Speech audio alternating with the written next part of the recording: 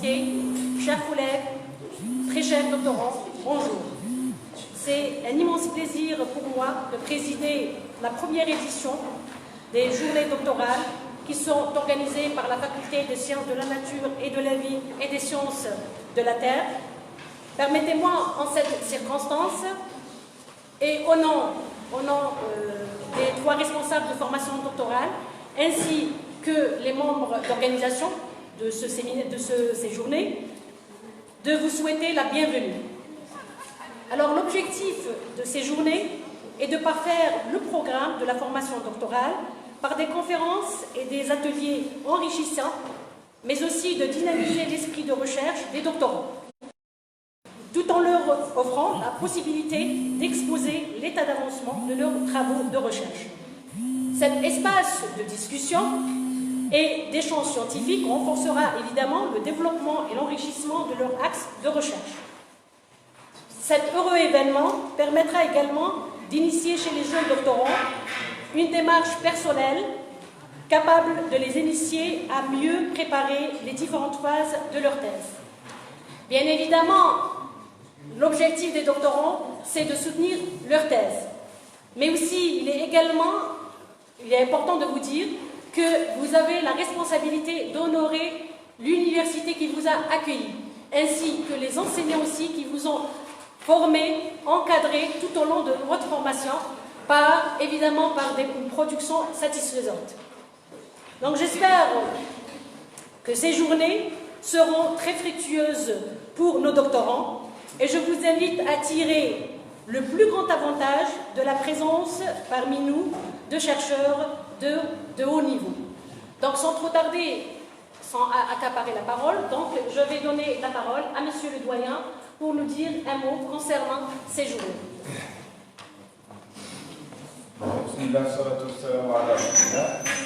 Donc, في البداية أود أن أتقدم بالشكر إلى كل طاقم كلية علوم الطبيعة والحياة على المجهودات المبذولة من أجل إنجاح هذه التظاهرة العلمية التي تصب الدرجة الأولى لصالح طلبة الدكتوراه، كلية علوم الطبيعة والحياة.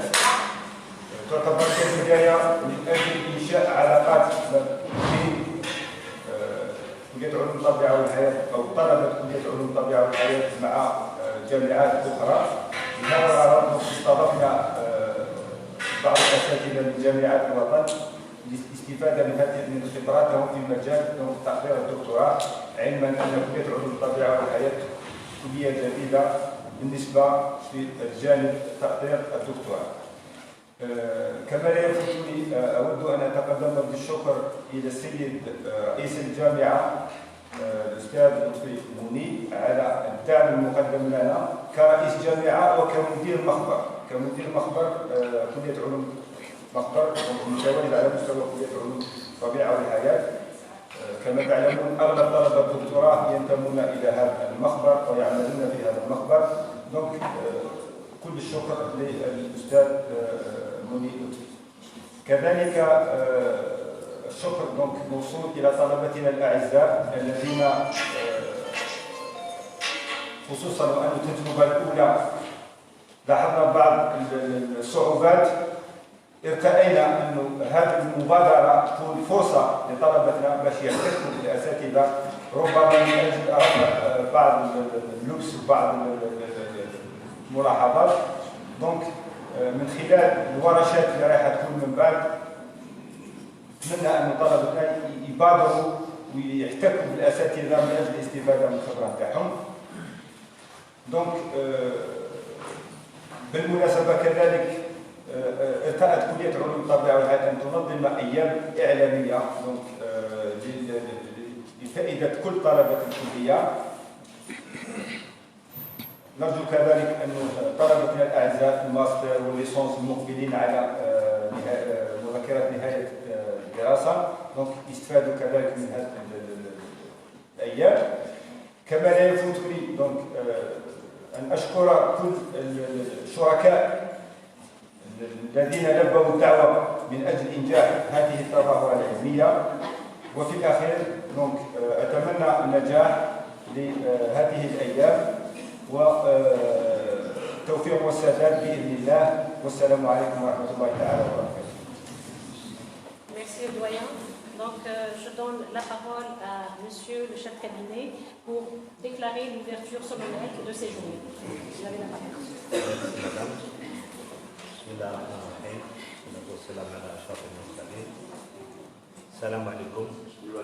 Azul Filaoui. Donc, la première des choses, je tiens à exprimer les excuses de monsieur le recteur qui n'a pas pu être présent pour des obligations professionnelles. Il aurait bien voulu assister à cette première édition des journées doctorales au niveau de la faculté SNV, ST. Vous savez, je suis personnellement très content de remarquer que notre faculté commence à grandir. Parce que là, c'est des signes de maturité d'une faculté. Quand on commence à organiser des journées doctorales, c'est-à-dire que la faculté, elle a dépassé même l'âge de l'adolescence. Je suis très content et très ému parce que si je devais raconter les débuts de cette faculté, peut-être je mettrais trop de temps et je risquerais de m'y attarder. Donc, on sait tous qu'une université, c'est un lieu de savoir, c'est un lieu de compétence. Et on aimerait bien que l'université de Bouira fasse un grand pas en avant dans ce sens, dans le sens de la compétence et du savoir. Parce que si on identifie, bien si on définit la compétence, je ne sais pas si vous serez d'accord avec moi, mais les collègues peut-être de l'économie, ils ont cette définition, c'est le savoir. La compétence, c'est le savoir, c'est le savoir-être et le savoir-faire. Et ces trois critères sont très importants pour qu'une université ressemble, bien se définit dans les critères, bien dans les standards internationaux. Parce que si on se compare à l'international, il y a beaucoup de travail à faire, énormément. Pas plus loin que la semaine dernière, on a reçu un professeur de l'université de Valenciennes. Alors, il nous a raconté une petite anecdote. Quand il était doctorant, je crois que son directeur de thèse lui a demandé de faire un travail et le monsieur s'est excusé. Il lui a dit hier je suis sorti à 18h, j'ai travaillé jusqu'à 18h et je n'ai pas eu le temps. Il a dit monsieur écoutez, la journée c'est 24 heures. Et le monsieur depuis ce jour il a compris que la seule devise pour réussir c'est le travail. Voilà. Donc je voudrais dans ce sens remercier nos invités qui sont là, qui sont déplacés des différentes wilayas. Je voudrais remercier aussi les partenaires à cet événement. Je voudrais remercier l'équipe administrative à leur tête, monsieur le doyen, et bien sûr les comités de formation doctorale, les trois comités. Je voudrais remercier toute la communauté qui est présente ici dans cet amphi, qui ont fait un effort pour que ces journées-là se déroulent correctement. Et j'espère que c'est des journées qui deviendront, Inch'Allah, une habitude au niveau de la faculté et au niveau de l'université. Voilà. Je ne vais pas m'attarder, donc sur ce, je déclare les journées ouvertes et je souhaiterais que nos doctorants apprennent beaucoup de choses à travers ces 2 journées qui sont organisées. Merci. Merci.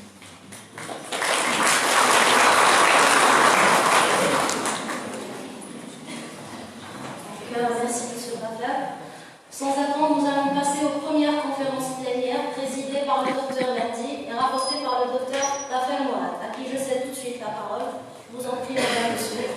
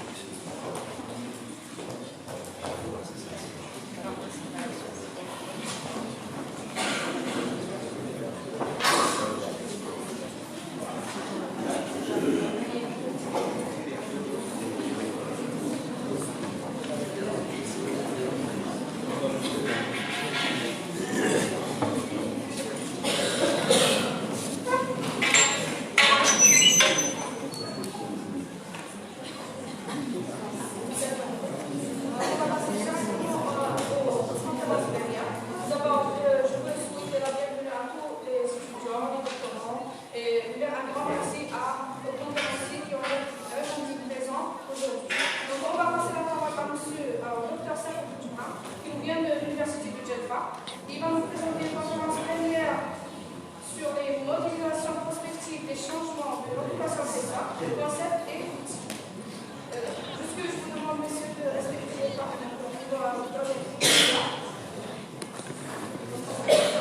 Merci. Au revoir.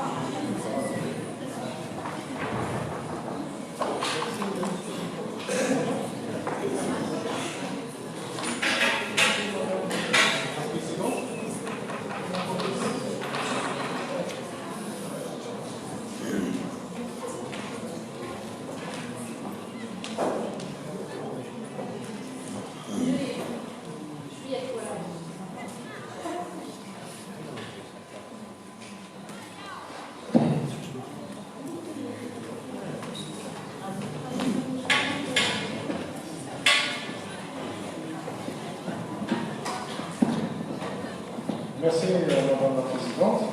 Je suis très content d'être parmi vous aujourd'hui pour les premières journées de doctorat de la faculté des sciences de la nature et de la vie, sciences de la Terre. Donc je vais présenter une thématique intitulée La modélisation prospective des changements d'occupation des sols, concepts et outils. Avant de commencer, j'aimerais bien se mettre d'accord sur quelques concepts importants. Commençons par l'occupation des sols. Selon la FAO, c'est la couverture biophysique de la surface des terres émergées. Elle est donc traduite par une typologie globale qui est la forêt, la steppe urbaine et l'agriculture. Quelle est la différence entre l'occupation des sols et l'utilisation des sols? Même si deux concepts de termes, occupation des sols et l'utilisation des sols ont des traits communs, néanmoins leurs définitions ne sont pas semblables. L'occupation des sols, nommée aussi land cover, elle fait référence à la couverture de la surface des sols, que ce soit la végétation ou infrastructure, l'eau et autres. En revanche, l'utilisation des sols, land use, il s'agit de l'utilisation de l'espace afin l'espace à des fins productives. Donc il s'agit sur l'aspect fonctionnel de chaque classe d'occupation des sols. Le changement de l'occupation des sols, c'est l'évolution dans l'espace et dans le temps des catégories de cette occupation, soit vers un stade d'extrême dégradation ou bien vers un état d'équilibre plus ou moins stable.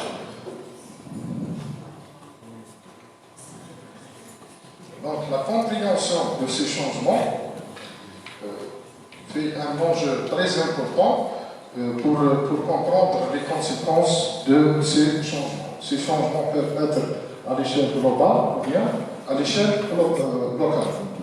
Par exemple, à l'échelle globale, nous avons la moitié environ des terres émergées ont été touchées par des changements d'origine anthropique. Soit dans le cas de la conversion, c'est quoi la conversion? C'est-à-dire des passages d'une catégorie d'occupation des sols à une autre. Par exemple, nous avons le passage d'une classe d'occupation forêt à une classe matorage. Ou bien à travers de la modification à l'intérieur même d'une classe d'occupation des sols. Dans ce cas, par exemple, nous avons une forêt dense qui sera changée à une forêt claire. Pour l'échelle locale, l'écosystème est un très bon exemple, puisque cet écosystème a subi par des facteurs de dégradation à la fois anthropiques et naturels, ont abouti à la fragilisation de cet écosystème, allant jusqu'à la désertification sur une immense superficie. Donc, ce phénomène a atteint un stade irréversible sur des grandes surfaces stipiques. Maintenant, quelles sont les méthodes qui nous permettent de suivre les changements d'occupation des sols et leurs conséquences? La méthode, les méthodes principales étaient basées sur les données de la télédétection. Ce genre d'études aéronomiques décrivent très bien la situation passée et la situation actuelle. Néanmoins, néanmoins, elle représente un inconvénient majeur, c'est celui de la subjectivité en termes de projection future et un manque crucial en termes de quantification. Donc, dans le futur, les données de la télédétection ne sont pas très fiables. C'est pour cela qu'elle vient la modélisation pour résoudre ce problème. Et pour faire une modélisation correcte, il faut suivre une systématique bien déterminée, notamment pour la modélisation de l'occupation du sol, en répondant aux hypothèses suivantes. Premièrement, quels sont les changements passés et actuels de l'occupation des sols. Donc, pour comprendre le futur, il faut d'abord comprendre le passé. Deuxièmement, quels sont les facteurs déterminants responsables à ces changements ou trajectoires de ces changements futurs. Troisièmement, quelles sont les techniques de modélisation prédictive qu'on peut utiliser. Et finalement, quelles sont les méthodes qui nous permettent de réduire les incertitudes liées à ces modèles. Alors, la modélisation prospective peut être définie comme la prédiction future de la distribution géographique des unités de l'occupation du sol dans un paysage. À partir des variables environnementales, ces variables doivent être spatialisées. Donc, la modélisation de l'occupation des sols se divise en deux grandes catégories, à savoir l'approche mécaniste, ce qu'on a aussi appelé les modèles dynamiques, et les approches empiriques, ce qu'on appelle les modèles statistiques. Les modèles mécanistes sont généralement pour l'objectif de comparer la persistance d'une classe d'occupation ou bien d'un organisme vivant ou bien une plante au cours du temps et dans des différentes conditions environnementales. Ces modèles demandent une connaissance approfondie. C'est l'un des inconvénients de ces modèles. Donc ça consomme beaucoup de données et ça nécessite une connaissance très approfondie des facteurs de changement. En revanche, les modèles empiriques sont basés sur la corrélation des variables environnementales avec la distribution des classes d'occupation dans des zones géographiques. Donc, ces modèles ne nécessitent pas beaucoup de connaissances sur le terrain et ne consomment pas beaucoup de données. Donc, à la base de vos données, vous pouvez choisir quel est le modèle le plus adéquat à vos travaux. Nous allons voir quelques outils et techniques de modélisation. Donc, la modélisation de l'occupation du sol ou bien la modélisation dans son concept général, elle se base sur trois phases importantes. La première phase, elle est appelée la phase d'apprentissage. La deuxième phase, c'est la modélisation des cartes de souhaitabilité ou bien c'est des cartes d'aptitude. Et finalement, la modélisation de la carte d'occupation future. Donc, cet organigramme décrit bien cette méthodologie. La phase d'apprentissage, c'est là qu'on fait la classification des différentes cartes d'occupation sur des échelles temporelles différentes à l'aide de la télédétection. Ensuite, il y a une deuxième étape très importante dans cette phase, c'est l'analyse de ces changements et transitions à l'aide des chaînes markoviennes. Donc, on fait appel à l'analyse des chaînes markoviennes pour générer des matrices très importantes. La deuxième phase, elle est à part aussi, c'est la phase de la modélisation des cartes de souhaitabilité ou bien la carte de l'aptitude pour chaque classe d'occupation. Cette phase commence par la détermination des facteurs de changement, facteurs déterminants. Ensuite, on fait l'application des modèles pour générer ces cartes. La troisième phase, c'est l'application du modèle CA-Markov. CA-Markov, c'est un modèle qui combine entre l'automate cellule automatique, et les chaînes markoviennes. Donc, il a besoin d'utiliser les matrices de transition générées par la phase d'apprentissage et les cartes d'aptitude générées sur la phase de modélisation de la carte d'aptitude. Pour cela, nous avons choisi, on a choisi cette zone d'étude parce qu'elle intègre plusieurs classes d'occupation, à savoir, nous avons la forêt, le matorral, la steppe, elle intègre aussi l'agglomération chef-lieu de Djerba et le cordon dunaire qui présente un espace très important comme sommet. Donc cette zone, elle se trouve dans la steppe centrale de l'Algérie, dans un sous-étage bioclimatique semi-aride. Commençons notre travail par la phase d'apprentissage. Pour cela, on fait appel à la télédétection. Dans ce cas, nous avons choisi de travailler sur le satellite Landsat pour plusieurs raisons. Nous avons la résolution spatiale et la résolution spectrale. Elle est très importante pour ce satellite. Et surtout, ce satellite nous donne un archive qui date depuis 1972 et les images sont téléchargeables gratuitement sur Internet. Donc, pour nos 3 dates, nous avons travaillé sur 3 senseurs, à savoir le senseur TM pour l'année 1987, le TM Plus pour l'année 2000 et ORLI pour 2015. La phase de la télédétection, on a commencé les pré-traitements des images, on a fait la correction géométrique, c'est une phase très très importante dans les études diachroniques.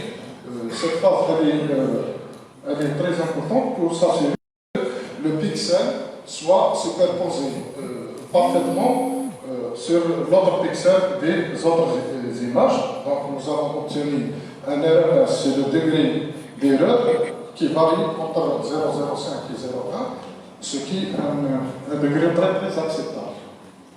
Ensuite, nous avons fait une correction atmosphérique pour l'amélioration des séquences. Et nous avons aussi fait une ACP pour rassembler le maximum d'informations de séquences. Et pour l'indice de végétation, nous avons opté pour le SAV.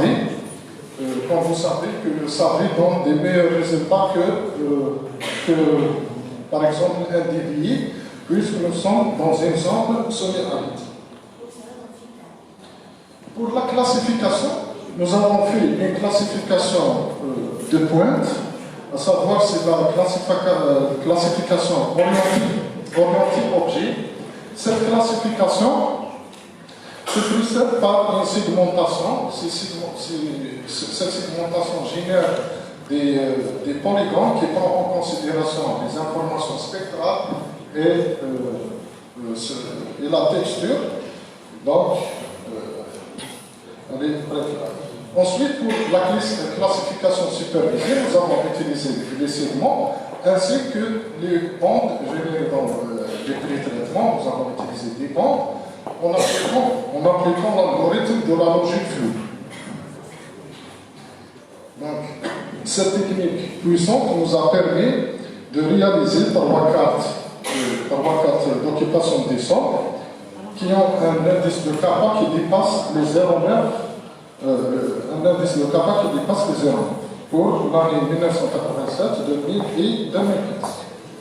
Donc, voilà ces classes d'occupation qu'on a fait à la base de la classification. Nous avons la classe urbaine, agriculture, forêt, le matorral et le sol nu, et finalement, c'est la steppe. Ces images montrent bien les changements qui ont été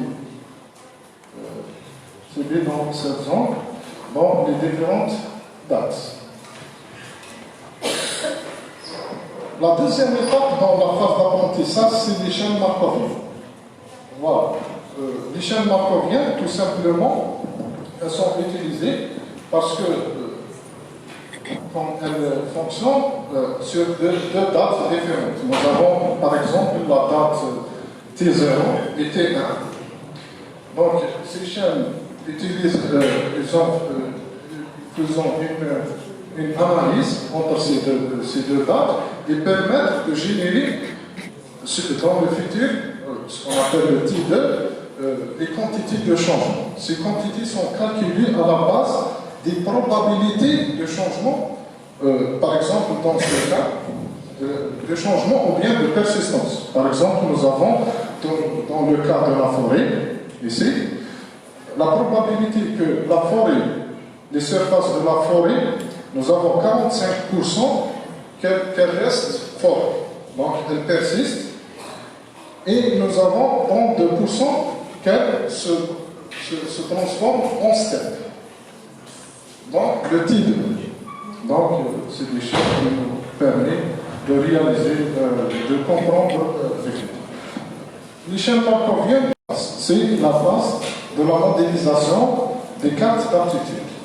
Pour cela, nous avons, dans ce cas, nous avons choisi de faire la modélisation de la carte d'aptitude de la forêt, où nous avons déterminé des facteurs déterminants, à savoir la pédologie, topographie, climat, indice topographique. Et nous remarquons ici que nous avons deux types de facteurs. Nous avons des facteurs qualitatifs et des facteurs quantitatifs. Donc, ces modèles acceptent les différentes natures de facteurs. On peut les intégrer. La première application, c'est la modélisation par l'approche mécanique. Pour cela, nous avons fait une modélisation à l'aide de l'évaluation multicritère. Cette modélisation elle est basée sur 3 niveaux importants. Le premier niveau, c'est la détermination des facteurs que nous avons déjà déterminés. Ensuite, l'objectif, c'est de réaliser une carte d'aptitude à la base d'un croisement qui se fait à l'aide de l'EMC. Néanmoins, dans ce niveau, il est impossible de croiser ces facteurs. Pourquoi? Parce qu'ils sont de nature différente. Non seulement qu'ils sont de nature différente, par exemple, nous avons des facteurs qui sont de nature qualitative et d'autres de nature quantitative, mais ils ont des unités différentes. Donc, on ne peut pas croiser et comparer des facteurs. Par exemple, nous avons la pente ici, elle est exprimée en pourcentage, les températures en degrés Celsius, les altitudes en mètres. Donc, pour les croiser, il faut qu'elles soient dans la même échelle et normalisées. Pour cela, une phase de normalisation de ces facteurs. Donc, on va normaliser ces facteurs à une échelle qu'ils soient dans les mêmes unités. Tout simplement, on va les normaliser sur une échelle de 0 à 255, puisqu'on travaille sur des images raster. Donc, le codage à 8 bytes nous permet de les normaliser. Pour les normaliser, nous avons fait une standardisation à l'aide de la logique floue. Donc, comme vous savez, la logique floue intègre plusieurs fonctions. Donc, pour les facteurs qualitatifs, nous avons utilisé la fonction user defined. Et les facteurs quantitatifs, nous avons utilisé le G-Shaper. À l'intérieur de ce G-Shaper, ça se diffère selon le comportement de chaque facteur, soit croissant, décroissant ou bien singulier. Donc, finalement, dans le troisième niveau, nous avons produit ces facteurs normalisés sur une même échelle de 0 à 255. À ce moment, on peut les croiser tout simplement avec l'évaluation multicritère.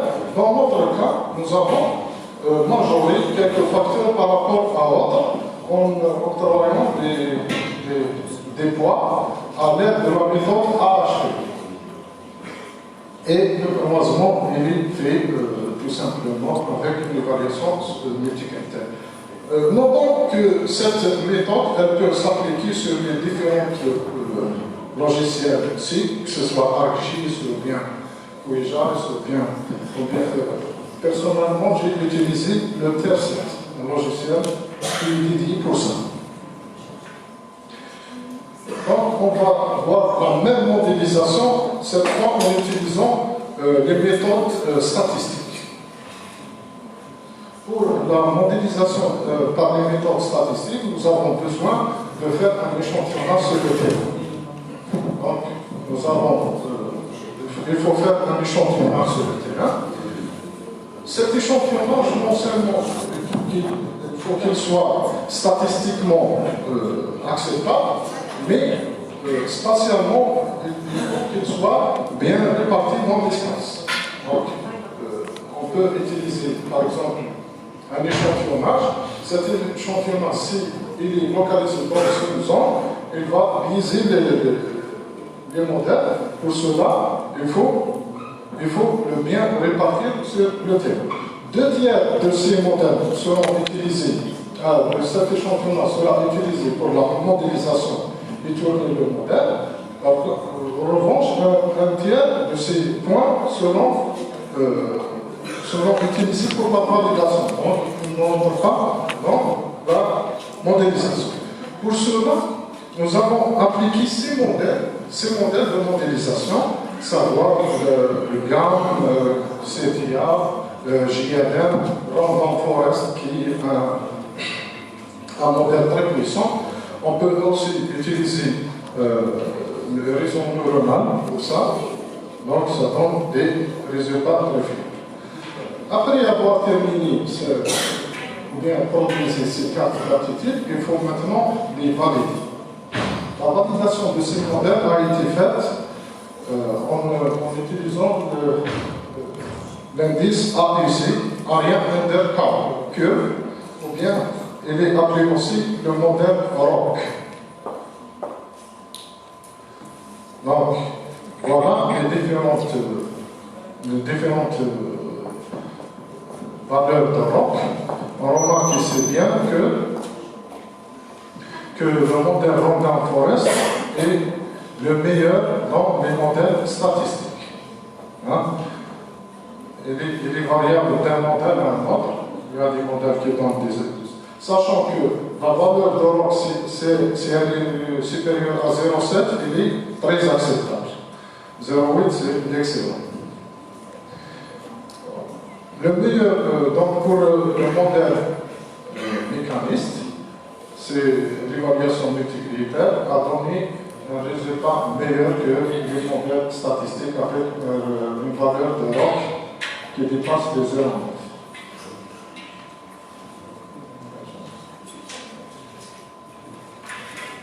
Maintenant, on passe à la modélisation de l'occupation des sols.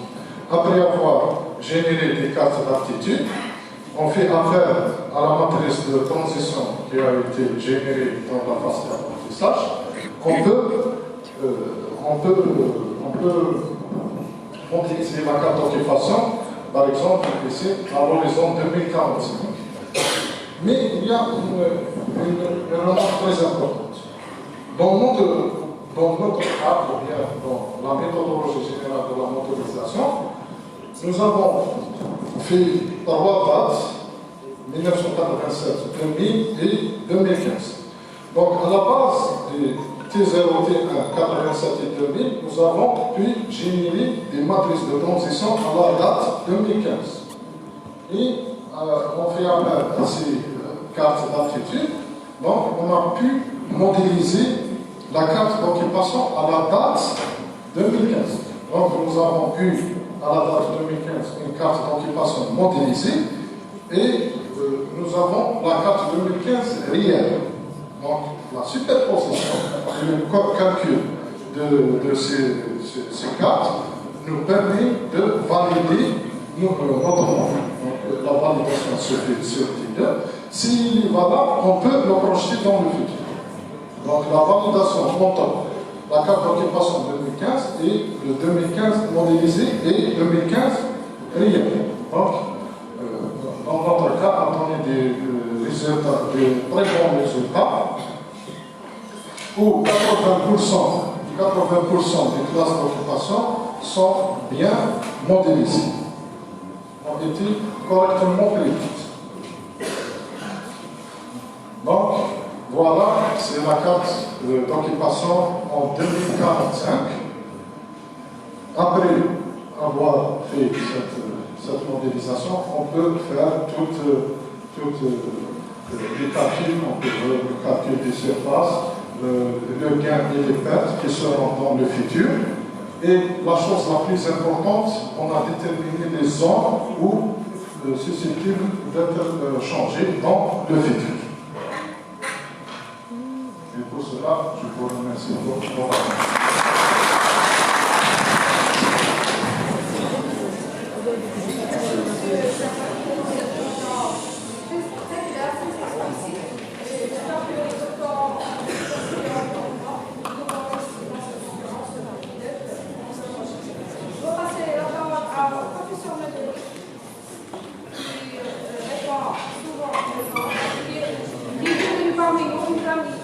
Parmi notre famille, à chaque fois il est parmi nous, il va nous présenter une conférence sur comment rédiger et publier un article scientifique.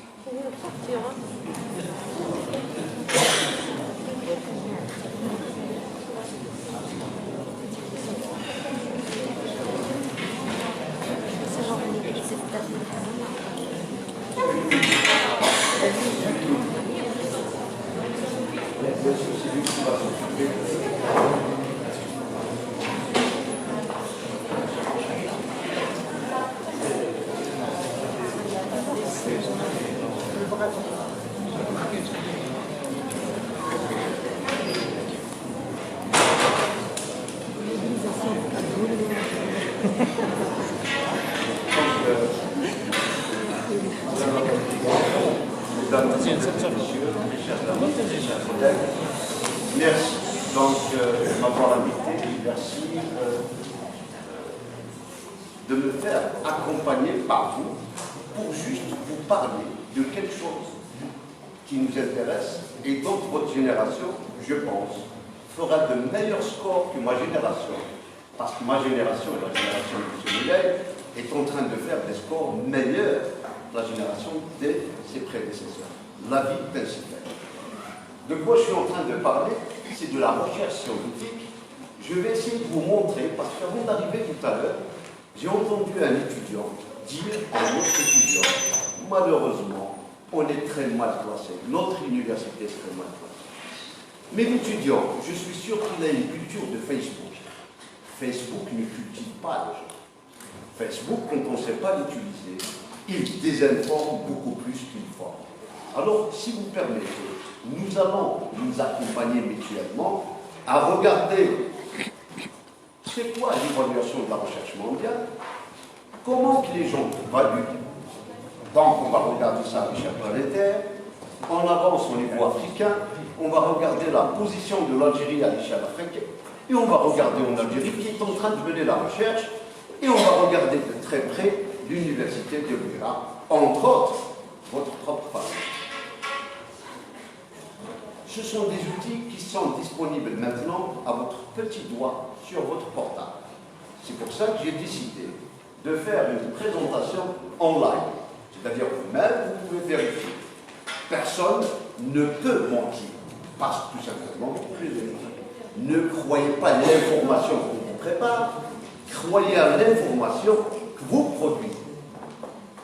Alors, si vous permettez, monsieur le ministre, alors, la deuxième page, je m'entends beaucoup de data. Alors, nous allons regarder très près. Ça veut dire quoi, le Google Scholar, là où c'est devenu une obligation pour tous les enseignants à. Mais par contre, j'aimerais bien que tous les étudiants sachent que c'est Google Scholar et qu'ils puissent créer leur propre compte Google Scholar, qui va être un petit peu le compte recherche, si vous avez des ambitions recherche à faire. Nous allons voir de très près ces deux grands monstres de l'évaluation de la recherche, qui sont Scopus et le Web of Science, ce sont deux rivaux. Par contre, Scopus, c'est à peu près 21 000 revues, on va parler de ces revues-là, pour arriver comment publier. Parce que l'université cherche à se classer, et si on veut se classer, on devrait publier seulement dans ces deux bases de données. Les autres bases de données ne se classent pas. Donc, vous entendez parler souvent des revues de catégorie A ou des revues de catégorie B. Le Scopus prend le A et le B, le ROS ne travaille qu'avec la catégorie A. Après, nous allons voir un outil qui vous est donné juste à l'inscription, je pense, monsieur le doyen, c'est le système national de documentation en ligne. C'est-à-dire que vous allez vous inscrire, on vous donne un username et un password, et vous pouvez y accéder. C'est un monde important, c'est-à-dire vous avez une bibliothèque numérique, je ne sais pas combien de revues à l'intérieur, vous avez l'essentiel des bases de données, et vous avez un logiciel qu'on va voir, parce que M. Alvini, je pense, va vous donner un cours sur ce logiciel. La semaine prochaine. Allez-y, M. Alvini, on va commencer par une base de données qu'on appelle le SIMAGO, que tu connais très bien. Juste pour que vous sachiez, il y a à peu près une vingtaine de types de classements. Une vingtaine. Le plus célèbre, le plus connu, c'est le classement de Shanghai. L'Algérie n'est pas du tout placée dans le classement de Shanghai. Et pour quelle raison? Parce que tout simplement, on n'a pas de prix Nobel. Le jour où on va avoir des prix Nobel, nous pouvons aspirer à un classement au niveau de Shanghai. Deuxième aussi raison, l'Algérie ne fait que de la recherche scientifique. Ce n'est que pendant les 5 dernières années qu'elle a commencé à faire le développement technologique. Au sein des universités, on ne fait que de la recherche scientifique. C'est dans les centres de recherche que la mission du développement technologique est assignée. C'est pour cette raison qu'on ne peut pas se classer encore dans le classement de Shanghai. Troisième raison, on a vu la recherche différemment. Vous avez des universités là où une soutenance de doctorat peut se faire avec la catégorie C, mais par contre vous avez des universités et une soutenance de doctorat ne peut se faire qu'avec la catégorie A. Donc ces petits problèmes ont fait de telle sorte qu'on ne peut pas y accéder au classement de Shanghai. Le deuxième classement un peu sérieux, on va le voir, c'est le SGR. Regardez, SIMAGO, Journal, Contemporary. Ils ne tiennent compte de toutes les publications, ce qu'on vient juste de voir, de la base de données Scopus, c'est-à-dire soit catégorie A, soit catégorie B. Et nous allons voir, allez-y, Country Ranking. J'espère que... Voilà. Évidemment, c'est évident, ce sont les États-Unis d'Amérique qui sont les premiers, ça c'est une évidence. La Chine est deuxième, mais c'est évident. Ce sont les deux grands monstres. Regarde, mais nous, ce que nous allons voir, on en est où dans tout ce programme? Remontez en haut, allez-y sur All Religion. Voilà. Et vous faites Afrique. En Afrique fibre. C'est l'Afrique du Sud. Le deuxième, c'est le Nigeria. Le troisième, c'est la Tunisie. Le quatrième, c'est l'Algérie. Mais on ne va pas regarder ce qui se passe en bas. On va se poser la question, mais pourquoi on est quatrième? Comment qu'un pays de la taille de la Tunisie produit beaucoup plus qu'un pays de la taille de la Tunisie? Bon là, si je vais vous dire, je vais vous faire fâcher, je suis là. Mais on va y aller doucement, doucement. Il faut apprendre à être pragmatique dans le raisonnement. S'il vous plaît, on va y aller sur All Subject Areas. Ça n'a pas de bloc. Voilà. Et on va y aller, allez-y sur Engineering. Descendez maintenant, on est en quelle position? On est en 9. Donc il y a une raison pourquoi on n'est pas bien classé. Parce que tout simplement, en sciences sociales, se tenir, c'est avec la catégorie C, la catégorie D, ce n'est pas une obligation, la catégorie A et B. Allez-y sur médecine. Médecine. Vous allez être encore plus. Alors on est où? Alors vous descendez-vous. Il y a la vie du ciel. C'est bizarre. Comment un pays comme le nôtre n'est pas classé en médecine? Parce que tout simplement en médecine, ce n'est pas encore une obligation de publier. Ce n'est pas une obligation. Mais je peux vous assurer d'une chose, c'est que ces choses-là vont changer. D'accord? Donc là, on a vu comment sont classés, comment est classée l'Algérie et qui classe l'Algérie vraiment en Afrique. On va essayer de voir maintenant comment sont placées les institutions en Algérie. Allez-y, cette institution.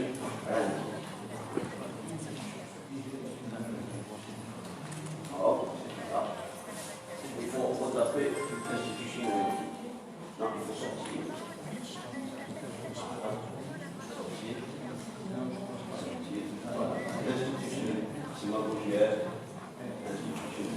Maintenant, on va rentrer en Algérie et on va voir comment sont placées les universités. Nous allons voir que dans le monde de la recherche, dans le monde de la publication, il y a deux niveaux. On classe la recherche et l'innovation en recherche. C'est quelque chose d'important. Parce que le monde est tendance. Le monde est tendance. Il y a trois types de tendances. Il y a la tendance lourde, que personne ne peut changer. D'ailleurs, même si les politiques veulent la changer, elle ne changera pas. Il y a la tendance émergente. Celle-là, elle peut bousculer un petit peu la tendance lourde, mais comme elle peut disparaître aussi. Il y a la tendance rupture, c'est ce qu'on appelle les innovations. Ce sont les choses que rares les gens connaissent, mais si quelqu'un le fait, il peut changer complètement la grosse tendance. Il y a même pas 20 ans, on était au même niveau de production scientifique que l'Iran ou la Turquie. Mais l'Iran et la Turquie rivalisent avec la France. Pour quelle raison? Nous allons le voir tout à l'heure. C'est une raison de besoin de développement technologique. Jusqu'à maintenant, en Algérie, on produit beaucoup de publications maintenant. La tendance à la publication, c'est l'une des plus importantes au monde, mais par contre, on ne produit pas beaucoup de brevets. On ne fait pas beaucoup de développement technologique. Allez-y sur le ranking. Voilà, ça c'est les meilleurs au monde. Tout à l'heure, on a vu que le pays, c'était les États-Unis, mais par contre, en termes d'institutions, la meilleure au monde, c'est James Academy of Science, et la deuxième, c'est le CNRS. Chose importante, le CNRS est une grosse institution qui réunit beaucoup de laboratoires. Souvent, quand vous faites des stages, on vous donne le choix entre une UFR ou une UNR. L'UFR, c'est une unité de formation-recherche. Par contre, l'autre, c'est une unité mixte de recherche. Elle a le label du CNRS. Et la recherche algérienne est en train d'évoluer dans ce sens-là. J'ai la chance de diriger donc un centre national de recherche en agroalimentaire. Certainement, quand je vais regarder comme ça dans le monde publicatif qu'il y a à Buera quelqu'un qui va marquer les besoins selon les secteurs, surtout ces secteurs agroalimentaires, je vous rendrai souvent visite. Alors maintenant, on va y aller sur voilà, ranking, c'est bien là. Vous tapez sur ranking. Là, et on va y aller en Afrique. Origin countries. Donc, qui est assez premier? Bien sûr, comme tout à l'heure, on a vu que c'était l'Afrique du Sud, donc c'est bien une université d'Afrique du Sud. On ne va pas trop voyager dans ces universités. Allez-y, descendez jusqu'à ce qu'on voie. Voilà, on retrouve une université à Djerba. Allez-y. On en est très loin, hein? Voilà, on arrive. Allez-y.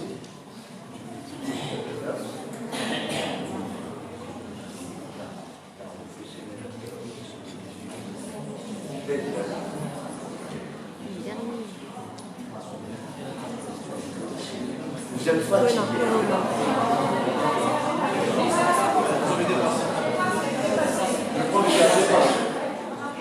Voilà, allez là. C'est la 52e université algérienne, plutôt africaine, c'est l'université de Sidi Blactas. Et on va le voir tout à l'heure pour quelle raison. Parce qu'aussi, les compétitions entre universités feront de telle sorte que vous êtes obligés de regarder ce que fait l'autre. Bien sûr. Et regardez qui va arriver en deuxième position. D'ailleurs, pour le voir bien, revenez en haut. Revenez en haut et vous faites Algérie.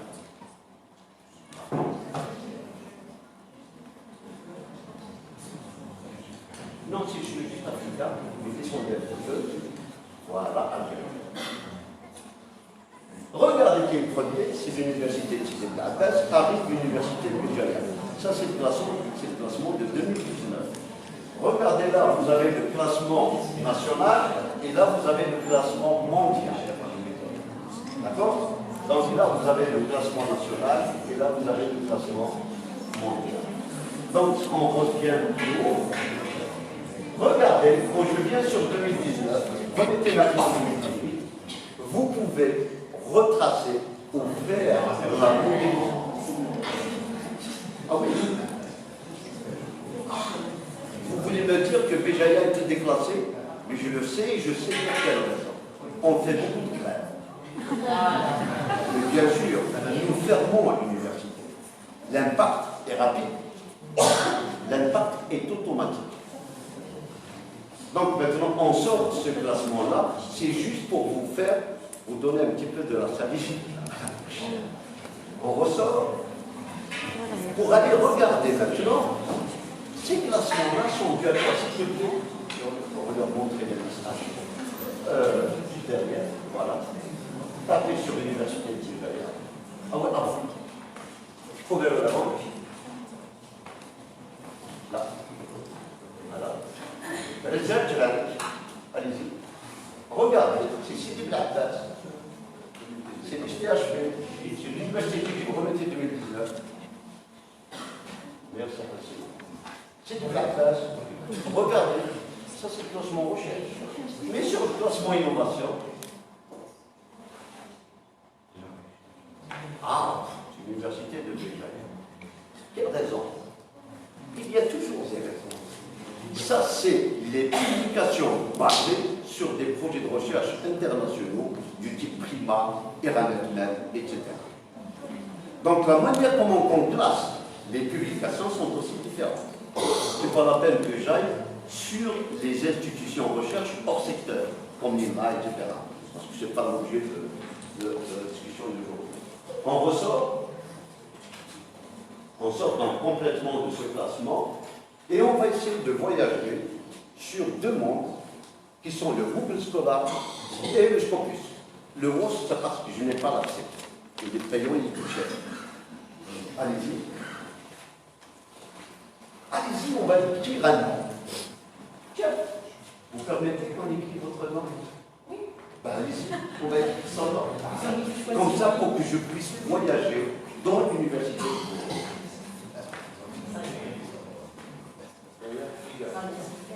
Y. Voilà, vous tapez juste là. En un clic, vous pouvez connaître la spécialité de madame, ce qu'elle fait comme travaux et comment que le monde est en train de la regarder. Regardez, sur ce travail qui date de 2008, son travail a été cité 11 fois. Mais je veux savoir qui l'a cité. Est-ce qu'elle s'est citée elle-même? C'est les autres qui l'ont cité. Tapez sur le 11. Mais regardez, c'est les autres qui l'ont cité. C'est bien, c'est une excellente scientifique. Pour quelle raison? Nous allons voir pour quelle raison. Parce que simplement le poids d'un scientifique dépend de revenir en arrière. C'est impossible. Voilà, tu refais toujours la même chose pour revenir chez madame. Voilà. C'est bon. Et en voilà, regardez cet indice-là. Ça s'appelle un indice H. Un indice H, c'est comment que madame est citée par le monde selon sa production scientifique. Cet indice H-là pèse les scientifiques. Et c'est cela qui classe les universités. Plus vous avez de scientifiques à indice H élevé, plus votre université est classée, plus vous avez une reconnaissance. Donc, nous allons regarder le Scholar aussi, qu'est-ce qu'il permet. Allez-y sur l'écophysiologie animale, parce que c'est elle qui a écrit au mot-clé, voici son domaine de spécialité. Automatiquement, si vous êtes là-dedans, sur l'écophysiologie animale, de par le monde, ceux qui ont écrit ce mot-clé, ils sont trois. Donc c'est Shafiq Al-Mougou, Ferial Boukhroufa Chakraoui et Sarah Sidi. On va sortir, si vous permettez, monsieur le président, on va prendre un peu. Parce que là, il y a pas de... On va aller chercher sur les grands domaines. Alors, qui veut me donner son nom? Monsieur Moulin. Mon ami Moulin, allez-y. Si je vous montre ça, parce que c'est quelque chose d'important. Si vous Moulin, voilà. Regardez M. Moulin, il est cité 188 fois. Il a un indice H de 8. D'accord, c'est une lettre en regard au total. Mais regardez ces domaines d'intérêt. Donc il y a un grand domaine d'intérêt qu'on appelle la zoologie. Ça, c'est un grand domaine. Tapez sur le grand domaine, je vais avoir le réseau mondial de la zoologie. C'est le réseau mondial. C'est-à-dire que M. Moulin, si vous contactez les ténors de la recherche dans le domaine de la zoologie, ils sont là. Regardez leurs citations. C'est du 8000 citations. Ça, c'est des ténors. Donc là, vous avez la main pour aller rechercher les gens qui font la même chose que vous. Maintenant, on ressort du cela et on se remet sur le scopus. Allez-y sur le... Voilà. Merci. Voilà. On se met sur le signe. La signe. Voilà. Et donnez-moi votre place. Voilà. C'est un problème pour me donner un donc là, c'est tout le monde qui a un compte. Tous ceux qui ont un compte institutionnel, par exemple uni-bouira.dz, vous pouvez créer votre compte là-dedans. Et ça permet d'autres choses. Tout à l'heure, on était sur la catégorie A, B, C, D, E, F, etc. Là, on va être seulement sur la catégorie A ou B. D'accord? Et vous allez voir que les calculs sont différents. Allez-y, arrobase, unique-du-valeur.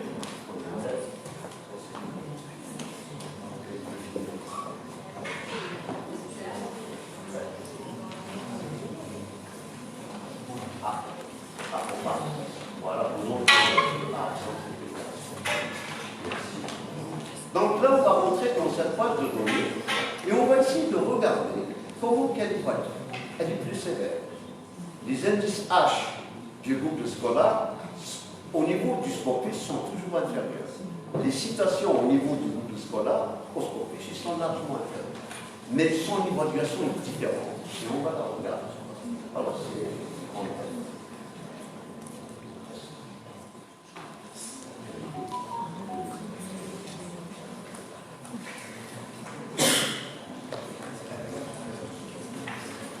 Voilà, donc on va rentrer dans ce monde de la Scopus. Alors je répète, quiconque a un email institutionnel peut créer son compte Scopus. Vous savez pour quelle raison? C'est parce que l'Algérie a payé un abonnement via le SNDF, donc elle a payé l'abonnement Scopus. Il n'y a que 4 universités qui ont l'abonnement au boss. Évidemment, nous, on l'a pas. Et c'est un abonnement simple. Alors, on va y aller là et on va y écrire affiliation. On va s'intéresser seulement à l'université de Boulogne. Université de Boulogne. Voilà. Ça va? L'université de Boulogne, sur le A et le B, elle a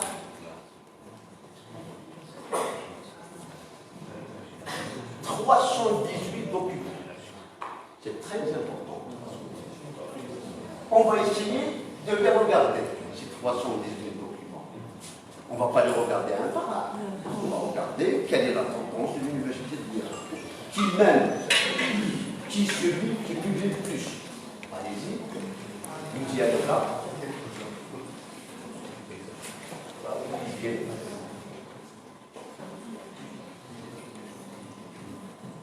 Regardez, là vous avez les 318 publications, si vous voulez télécharger. Et moi, ce que je vais vous demander au haut, je veux analyser toute cette production scientifique, analyse, search, results.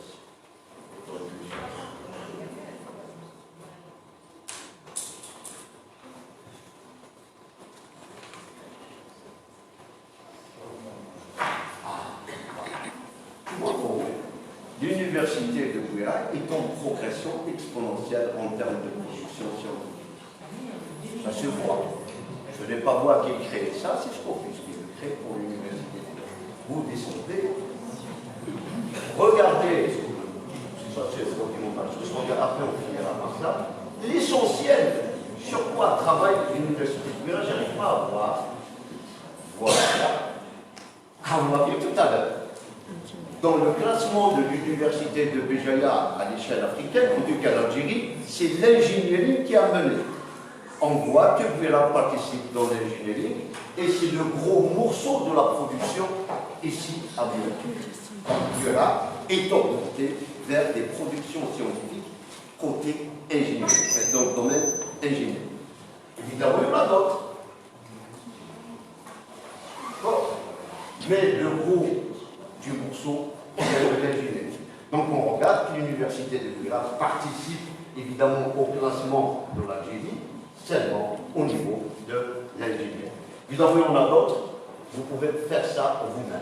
On revient maintenant, mais qui participe avec vous? Qui travaille? C'est pour ça que c'est toujours un plaisir que je suis. Voilà, ils sont là, ils sont 11 auteurs. Là, voilà, ils sont là. Voilà. Donc, les auteurs qui ont marqué l'université de Béjaïa, ils sont là. Vous le connaissez tous. C'est le professeur Louis. C'est l'un des ténors algériens en termes de physique. Mais vous connaissez aussi les autres. Vous avez votre acteur qui est juste là. Vous avez M. Kahmoud qui est juste là. Vous avez M. Chiban Mahmoud, vous connaissez, juste là. M. Elmini, juste là. Donc les ténors de votre recherche sont là. Vous avez des centaines de chercheurs. C'est comme ça qu'on évalue les chercheurs. On dit qu'à la DGSDT, c'est comme ça qu'elle travaille maintenant. Jusqu'à, même quand vous posez un projet de recherche international, que ce soit climat, que ce soit iranien, on va discuter demain à Tizi Ouzou. La partie de notre côté, c'est ce qu'elle étudie. Elle étudie donc la base de données. On sort de la base de données Scopus. On va y aller vers celle qui nous est la seule.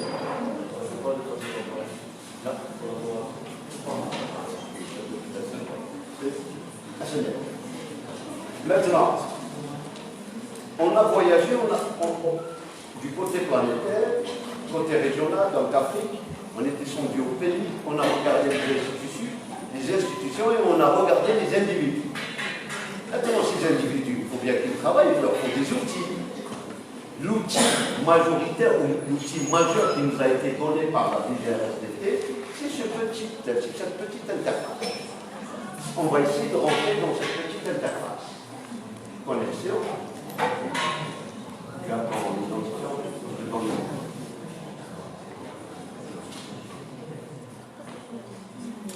Donc cette petite interface permet beaucoup de choses. Voilà. C'est grand thème.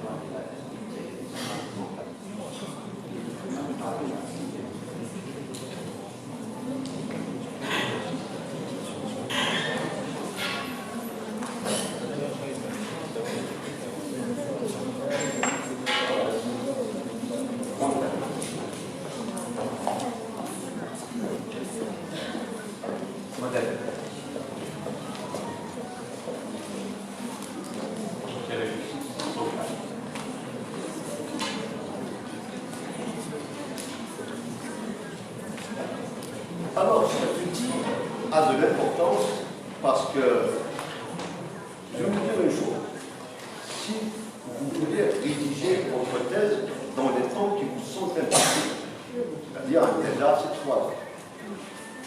En moyenne, et ça c'est donné par les chiffres de la DGSDT, pour le LND, la moyenne est de 5 ans, pour l'ancien système, la moyenne est de 8 ans. C'est vraiment bizarre que l'on puisse rester 8 ans après ta une thèse, ou que l'on puisse rester 5 ans si on a une thématique qu'on devrait régler en 3 ans. D'accord? Cet outil-là permet vraiment de minimiser le temps de soutenance. Il vous donne l'accès à des bases de données, et il vous donne un logiciel payé, évidemment à $, excessivement cher, Il vous donne un logiciel pour pouvoir gérer la base de données. Il vous permet même de gérer votre publication. Est-ce qu'il y a parmi vous, il y a un doctorant qui fait sciences sociales, lettres ou économie?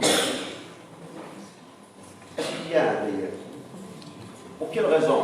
Parce que les sciences techniques, essentiellement, publient dans la catégorie A ou dans la catégorie B. Généralement, je fais la démonstration, pas pour cela. Cela, c'est une obligation. Je fais la démonstration pour les littéraires. On va prendre un abstract, on va prendre un intitulé, d'ailleurs, on va prendre en arabe. On va appeler quelqu'un qui fait l'anglais pour traduire en anglais, et on va faire un petit travail, juste pour voir si son travail peut être publié dans la catégorie. Et ça, on peut le faire sur place. Voilà les outils, qu'est-ce qu'ils permettent. C'est bon, là. Grand thème.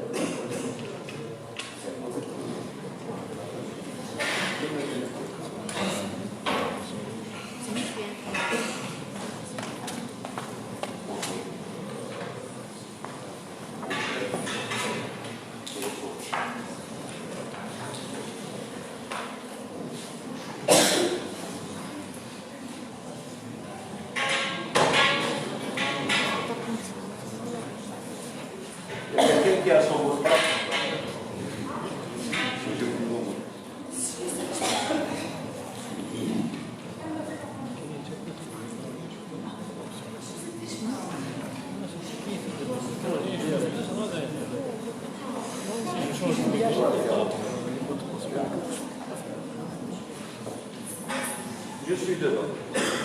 Alors, on va regarder tout d'abord ce qui se passe là. Celui qui a conçu cette interface, il a conçu de telle sorte que vous puissiez voyager via Google Scholar. Rappelez-vous, on a commencé par Google Scholar. Pour tous les enseignants, c'est une obligation d'avoir un compte Google Scholar. Donc, je peux faire de la recherche sans être un grand connaisseur d'interface directement via le Google Scholar. Alors, on va prendre un mot-clé. Donnez-moi un mot-clé. Guira. Écrivez Guira.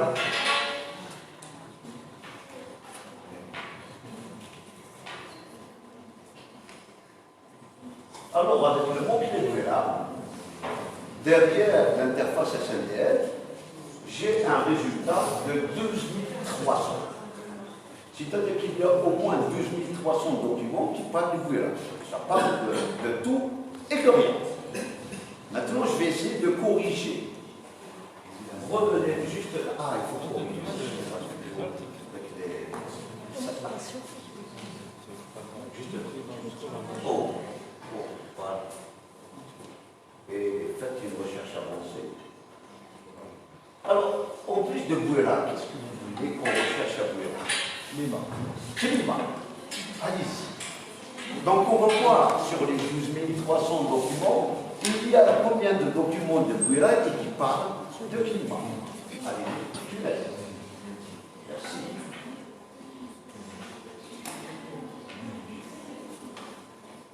Il n'y a que 625 documents. Vous savez ce qu'on est en train de faire là? On est en train de faire des préparatifs pour aller préparer une publication. Je ne peux pas lire 12 300 documents. Donc vous voyez, la base de données qui vous est donnée, elle vous est donnée à pouvoir confluer avec des mots-clés de telle façon à obtenir un nombre d'articles nécessaires pour pouvoir produire une publication. Donc, je vais sortir de là, je vais revenir. Revenez sur base de données. Regardez les ressources qui vous sont accessibles. Alors, ces ressources sont valables pour toutes les spécialités. Vraiment, toutes les spécialités. La ressource que nous utilisons souvent,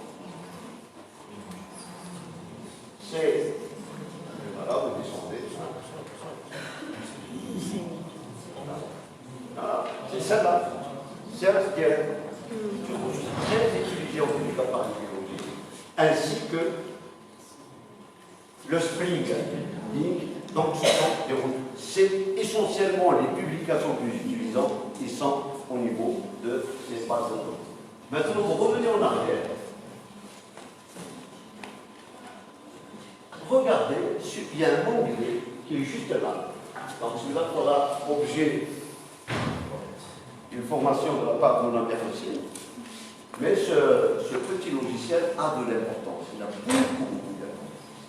Vous allez voir que même Google Scholar, c'est réglé par rapport à ces logiciels. Donc, il suffit seulement de dire j'accepte et vous pouvez le télécharger. Revenez maintenant à Google Scholar. Sur Google. Revenez juste là. Non, voilà. Et paramètres. Regardez, gestionnaire des bibliographies, nous avons le endnote. Vous avez le endnote, on vous a offert. Donc vous êtes obligé de régler votre Google Scholar par rapport au endnote. Cliquez, enregistrez, mettez un mot-clé.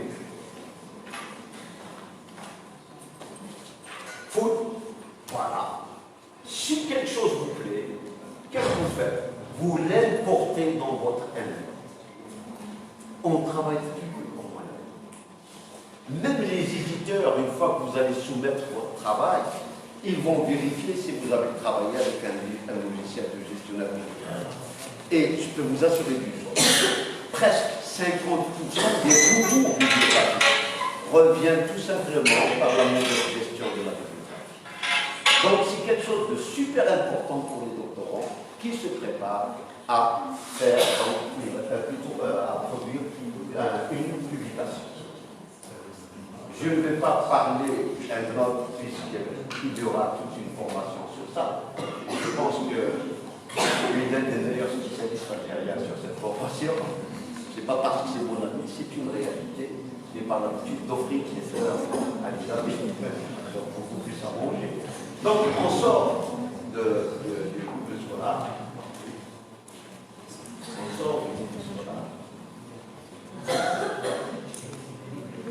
Et on revient sur le Scopus pour finir. Maintenant, voilà.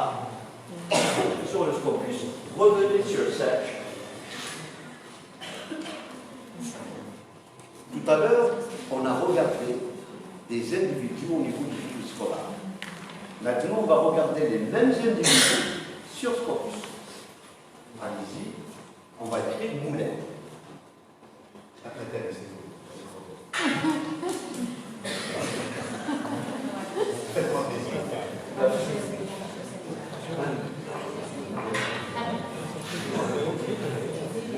Allez-y, on va faire plus de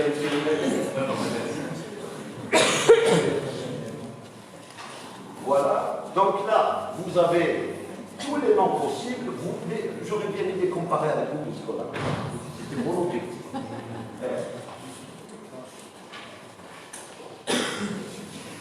Voilà. On va comparer les deux par rapport à Google Scholar.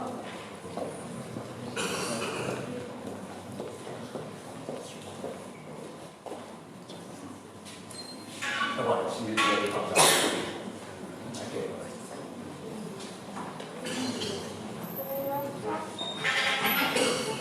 Regardez, sur Google Scholar, j'ai mis l'indice H sur Google Scholar. Je suis à droite. Bon, tiens aussi. Mais regardez sur Scopus, il est combien? Allez, il est 29. J'ai vu la différence indication. Honnêtement, plus votre indice H est élevé sur ces bases de données Scopus ou autres, plus vous pouvez dire je vais des muscles classiques. Mais par contre, si c'est seulement sur Google Scholar, il y a un problème. Puisque Google Scholar comptabilise le C, le D, le E et le F. Et le classement ne se fait que sur le A et le B. Voilà. Maintenant, ce que je voulais vous montrer, regardez ce chiffre. Et ce chiffre, le premier conférencier, quand il a présenté donc, sa première page, donc la page de présentation, il a présenté un ORCID. Des chiffres. Je vous demande aussi de le créer tous en même temps.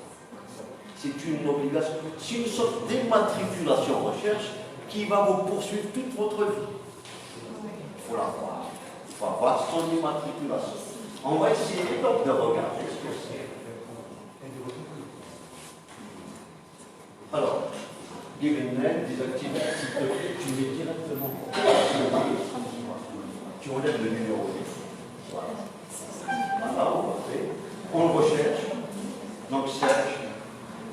Voilà, la dernière côté. Par contre, celui-là n'évalue pas. Il n'y a aucune évaluation. Il y a une chose. Si quelqu'un soumet un travail dont vous n'êtes pas celui qui soumet le travail, vous êtes automatiquement informé. Il suffit seulement que votre nom soit cité et vous avez quel seul c'est le premier. Voilà, c'est le premier. Et là, évidemment, j'ai le ORCD, il est valable pour le A, pour le B, pour le C, pour le D, il est valable pour toutes les catégories. Il réunit toutes les publications, mais aussi, vous pouvez le régler. Parce que tout à l'heure, aussi, le premier auteur, il a donné son compte ResearchGate. Le ResearchGate, tout cela, ils peuvent être mis dans votre ORCD. Ça a de l'importance. Je ne vous ai pas montré ça seulement pour le plaisir de vous montrer ça, mais si vous voulez cultiver votre visibilité, parce que la visibilité, ça se cultive, eh bien, il faut travailler vos pages, il faut travailler vos comptes de cette manière. Voilà. Je vous remercie de m'avoir écouté.